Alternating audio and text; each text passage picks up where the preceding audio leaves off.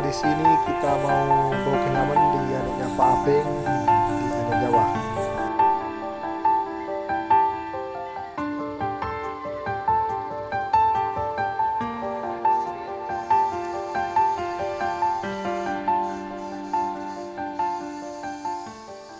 Oke guys, kita akan membawa kenyaman di anaknya Pak Apeng.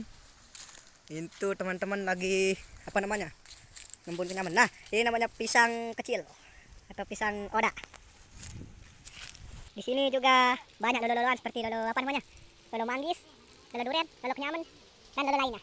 Nah, ini dia teman-teman lagi mengembun kenyaman ya. Ini kenyamannya besar-besar. Nah, ini teman kita Calit mau lihat apa namanya? Rendra. Ya, betul itu Rendra. Teman kita juga ini di bawah jurang terjatuh tadi. Hah? Nah, itu dia baru apa namanya? Mantap, ini dia kawan kita Apeng udah naik dari jurang habis terjatuh tadi. Kita baru selesai memanjat lonyur.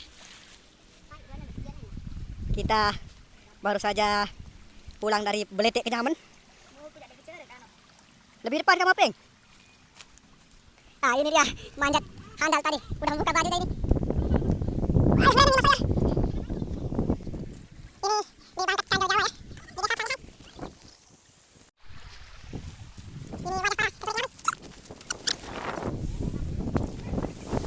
Kita sudah sampai di pemukiman warga.